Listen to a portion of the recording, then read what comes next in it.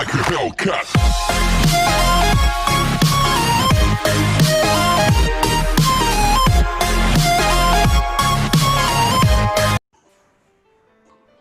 So the bag contain 10 balls.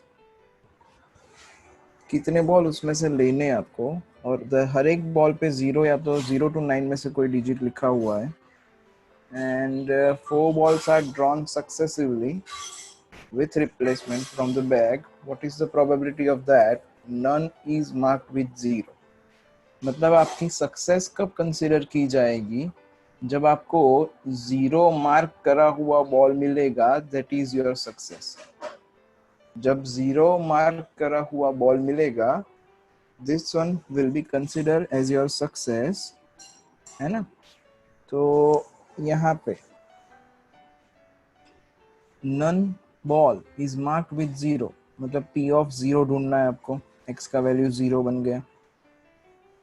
Okay.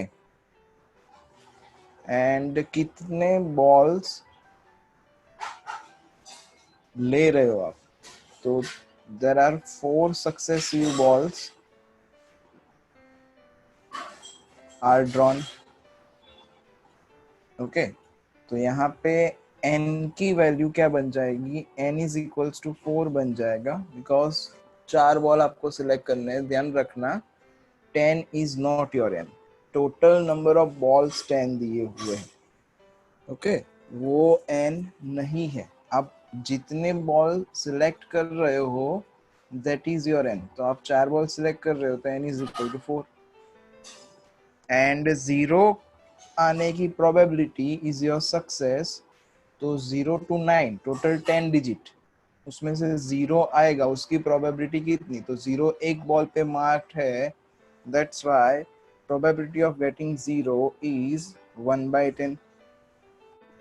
And Q is equals to क्या हो जाएगा? 1 minus P. तो that is equal to 1 minus 1/10, that is 9/10. ये Q हो गया. चलो तो फिर आगे.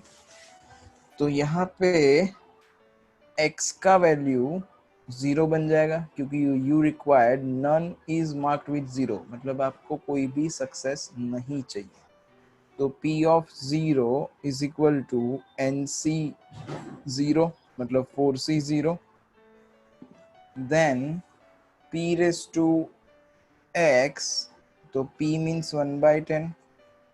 1/10 रेज टू x का value 0 into Q raised to, Q means 9/10 raised to n minus x, मतलब 4 minus 0. Anything see 0 is 1, anything raised to 0 is 1. तो ये बचा क्या आपके पास? 9/10 raised to 4 बचा. तो this is the answer, 9/10 raised to 4. That's it. Easy. In an examination, 20 questions of true false are asked. Suppose a student tosses a fair coin and determine his answer to each question. If the coin falls heads, he answer true. If coin falls tail, he answer false. Find the probability of that he answer at least 12 question correctly. At least 12 question correctly answer करे हो. तो simple सी बात है. यहाँ पे देखो, 20 question है, हर एक के हमें आंसर देने, मतलब sample size is equal to 20, तो n is equal to 20. Okay. अब P करेक्टली आंसर देना है, that is your success. Okay. And head and tail ऐसे, तो P इज इक्वल्स टू क्या हो जाएगा? 1/2 हो जाएगा, आउटकम अपॉन टोटल आउटकम. तो P अगर 1/2 है, तो Q भी 1/2 हो जाएगा. तो Q is also equals to 1/2. यहाँ पे P ऑफ x की फॉर्मूला बना दे, तो P of x is equal to NCX, that is 20CX. P means 1/2 raised to x and Q means 1/2 raised to n minus x, so that is 20 minus x. मतलब 20cx, ये दोनों का base equal तो power का addition, it is 1/2 raised to 20 बन गया। अब हमें क्या चाहिए, एटलीस्ट 12 क्वेश्चन का उसको सही आंसर देना है। तो एटलीस्ट 12 मतलब 12 या 12 से ज्यादा, है ना। तो 12 या 12 से ज्यादा, तो ऐसा हो सकता है। तो at least 12 questions are correct.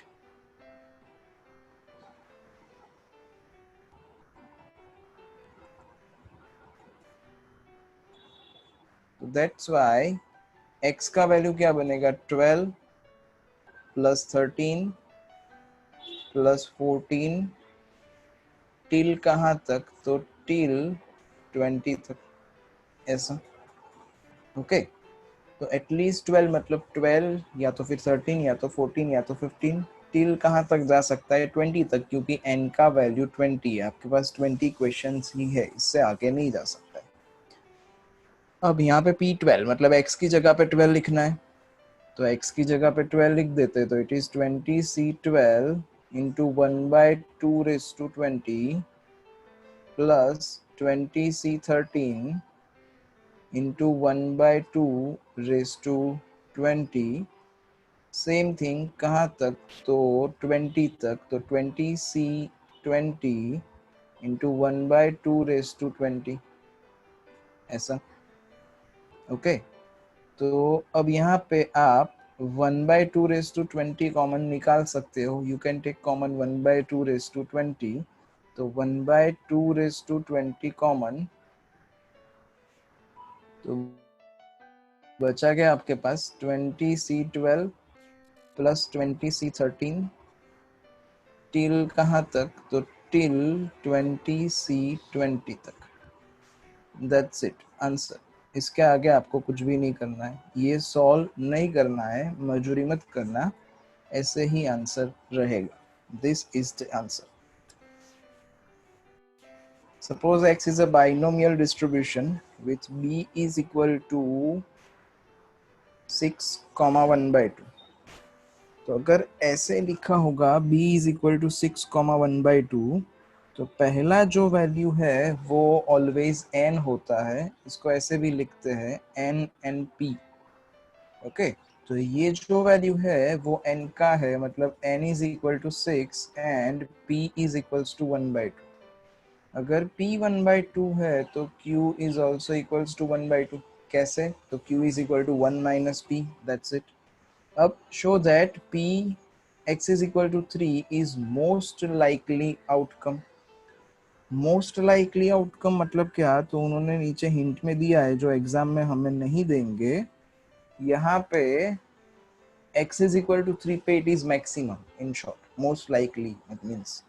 okay, तो first of all p of x बना देते हैं, तो let's say p of x is equal to ncx, तो 6cx, p raised to x and q raised to n minus x, तो 1/2 raised to 6 minus x, तो this is 6cx and 1/2 raised to 6 बचेगा। Okay, ये आपका p of x बन गया। अब x is equal to 3 is most likely outcome, मतलब x is equal to 3 रखोगे तो मैक्सिमम बनेगा। तो लास्ट ईयर हम लोग बाइनोमियल थियरम में पढ़ चुके हैं, क्या पढ़ चुके हैं कि NCR is maximum when R का वैल्यू n/2 से आधा होगा, बॉक्स ऑफ n/2 का आधा। मतलब मान लो कि 21cx दिया हुआ है, तो ये 21cx मैक्सिमम बन सकता है कब, जब x का वैल्यू इसका आधा हो, 21/2। तो 21/2 का बॉक्स मतलब 21/2 इज 10.5 एंड 10.5 का बॉक्स, बॉक्स मतलब क्या था, आप इंटीजर पार्ट लोगे खाली। ओके, खाली इंटीजर पार्ट लोगे, बॉक्स ऑफ 10.5 इज 10, मतलब इसका मैक्सिमम वैल्यू कब सर, तो 21c10 is the maximum value, या तो फिर NCR is equal to NCN minus R, तो 21C10 can be written as 21C11, 21 minus 10 ऐसा, तो ये दोनों मैक्सिमम होंगे। ओके, तो अगर वही लॉजिक यहाँ पे अप्लाई किया जाए, ये 1/2⁶ है, वो तो कॉमन है, वो हर एक में आने ही वाला है, जिसमें ये वैल्यू ज्यादा होगी वो मैक्सिमम बनेगा। And 6CX is maximum for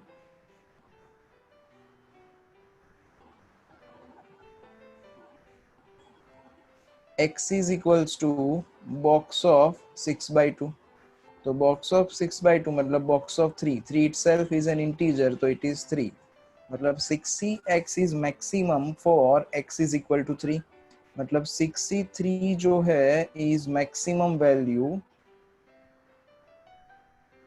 for 6CX, तो therefore प्रूव हो गया जो प्रूव करना था वो, कि 6C3, अगर यहाँ पे मैं x की जगह पे 3 लिख दूंगा तो यहाँ पे भी x की जगह पे 3 होगा, तो अगर p of 3 फाइंड किया जाए तो p of 3 is equal to 6C3 1/2⁶ is maximum। Okay, यही जो है वो मैक्सिमम वैल्यू है, तो that's why it is most likely, hence proved। Okay, on a multiple choice question with 3 possible answer, each of the 5 question, what is the probability that candidate would get 4 or more correct answer by just guessing? तो देखो भाई, multiple choice question में 3 answer possible है, ऐसा उन्होंने बोला है, मतलब ABC 3 ही ऑप्शन है। तो यहाँ पे टोटल कितने क्वेश्चन? 5 क्वेश्चन, तो n इज इक्वल्स टू 5 बन जाएगा। करेक्ट होगा तो ABC 3 ऑप्शन है आपके पास, अब कॉमन सेंस कि ABC 3 ऑप्शन है तो 3 में से एक ही ऑप्शन करेक्ट होता है, तो आपका आंसर सही होगा, उसकी प्रोबेबिलिटी कितनी? तो 1/3 आउटकम अपॉन टोटल आउटकम, मतलब एक सही आंसर है और टोटल ऑप्शन आपके पास 3 है, तो it is 1/3। P is equal to, अगर P 1/3 है तो Q is equal to 1 minus P, that is 2/3। चलो, तो अब P ऑफ X बना देते हैं, तो P of X is NCX, तो 5CX,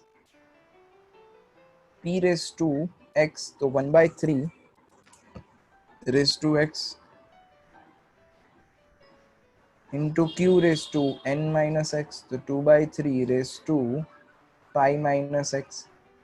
अब कैंडिडेट would get 4 और more correct answer, 4 और more correct answer मतलब क्या बना बेटा? P4 प्लस P5 ढूंढना है आपको। ओके, तो देखो तो भाई हो जाएगा। A person buy a lottery ticket, 50 lotteries, in which his chance of winning the prize is 1/100. What is the probability that he win a prize at least one,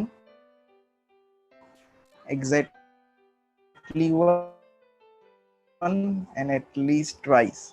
Okay, तो उसने 50 टिकट खरीदी हुई है, तो यहाँ पे n का value 50 बन गया, एंड उसको प्राइज में प्रोबेबिलिटी इज 1/100, तो P इज इक्वल्स टू 1/100 आ गया। अगर P 1/100 है तो Q is equal to 1 minus P, that is 1 minus 1/100, तो दैट इज 99/100 हो जाएगा Q। ओके, अब P ऑफ X बनाते हैं, तो P of X is equal to NCX, तो 50CX, P means 1/100 raised to x and q means 99 by 100 raised to n minus x, मतलब 50 minus x. अब हमें किसका प्रोबेबिलिटी चाहिए? तो एटलीस्ट वंस मतलब क्या हुआ? वन और more than one.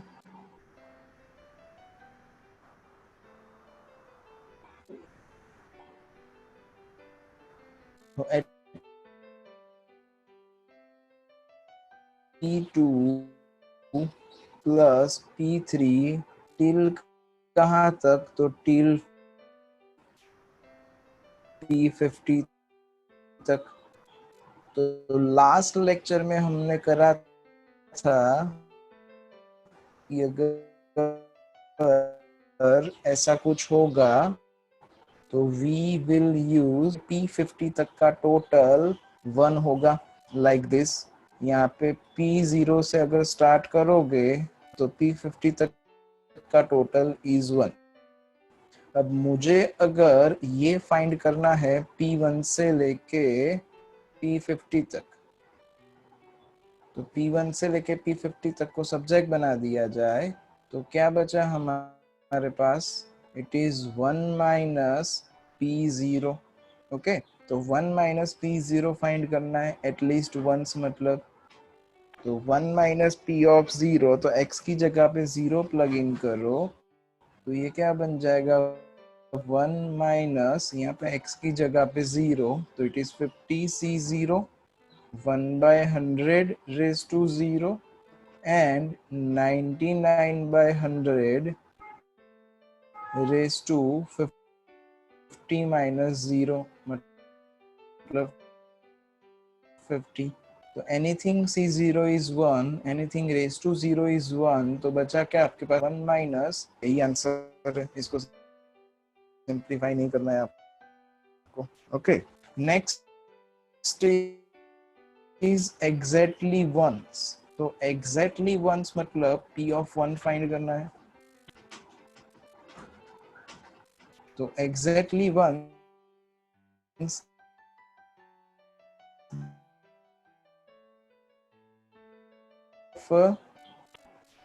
One find करना है. तो P of 1 is equals to यहाँ पे 1 by 100 raised to 1 into 99 by 100 raised to 49.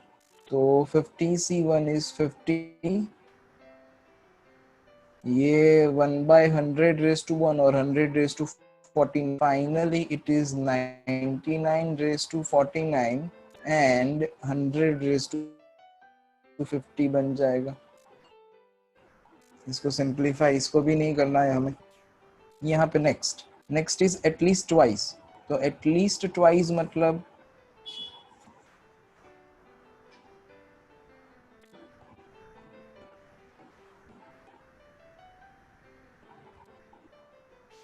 P of 2 से स्टार्ट करेंगे एटलीस्ट ट्वाइस मतलब. तो अगर मुझे P ऑफ 2 से P ऑफ 50 फाइंड करना है तो क्या करना पड़ेगा? 1 माइनस P0 प्लस P1. तो हमारे पास P ऑफ 0 है, ये रहा 99 by 100 raised to 50, and P of 1 भी है, ये रहा 50 into 99 raised to 49 etcetera etcetera.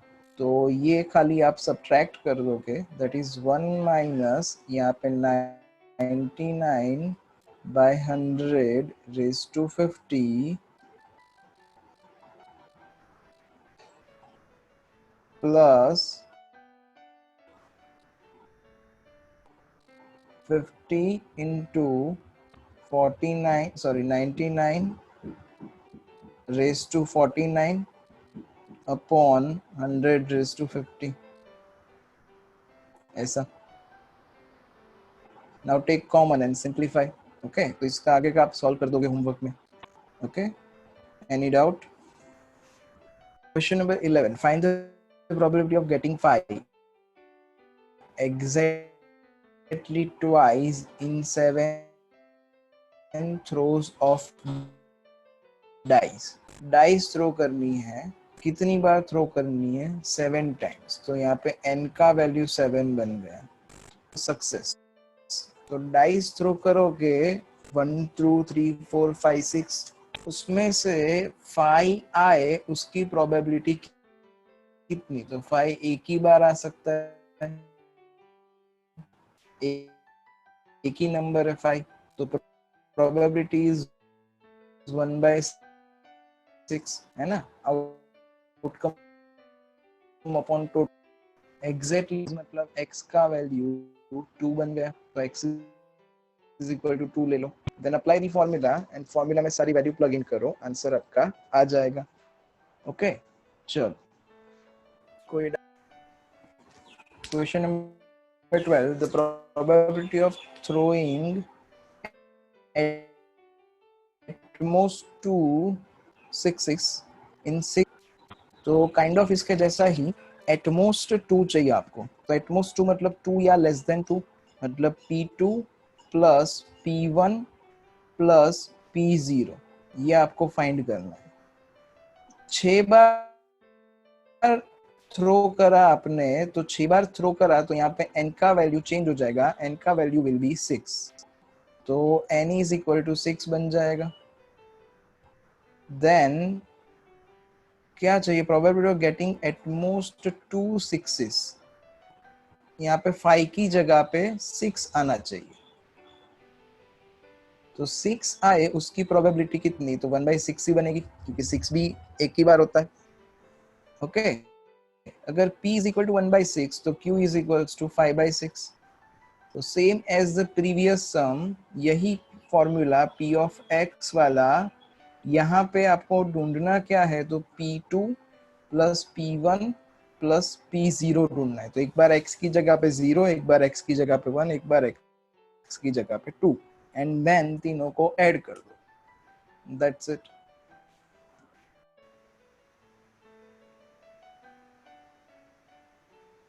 It is known that 10% of certain article manufactured are defective. What is the probability of that random sample of 12 such article and 9 are defective? क्या उन्होंने 12 का sample लिया, तो n will be 12। यहाँ पे देखो defective का ही find करना है, एंड ये डिफेक्टिव का ही दिया हुआ है। दैट्स वाई सक्सेस कब होगी? जब डिफेक्टिव मिलेगा तब। तो p इज इक्वल टू कितना? तो 10%, 10% इज योर p, तो 10% इज p, मतलब 10/100, तो इट इज 1/10। अगर p इज इक्वल टू 1/10 है, तो q is equals to 1 minus p, that is 1 minus 1/10, तो इज इक्वल्स टू 9/10, ऐसा।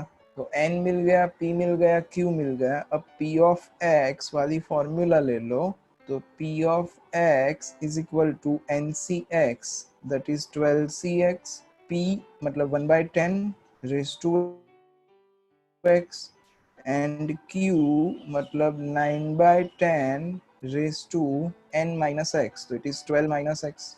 अब ढूंढना क्या है? कि 9 आर्टिकल्स आर डिफेक्टिव, तो सिंपल आपको ढूंढना है p ऑफ 9।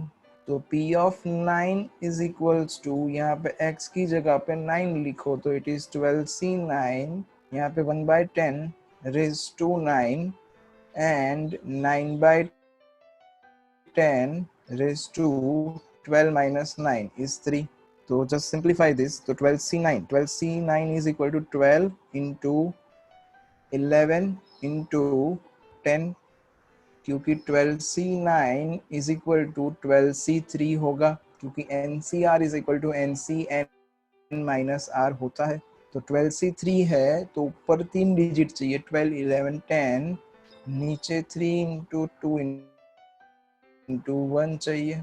ओके, ये क्या हो गया? 1/10 raise to 9 into 9 cube upon 10 cube. तो इसको सिंप्लीफाई बहुत ज़्यादा करने की ज़रूरत नहीं, खाली यहाँ पे सिंप्लीफाई करते तो इट इज 3 2 जा 6 6 2 जा 12, तो ये 220 बन गया। तो 220 इंटू 9⁻³ अपॉन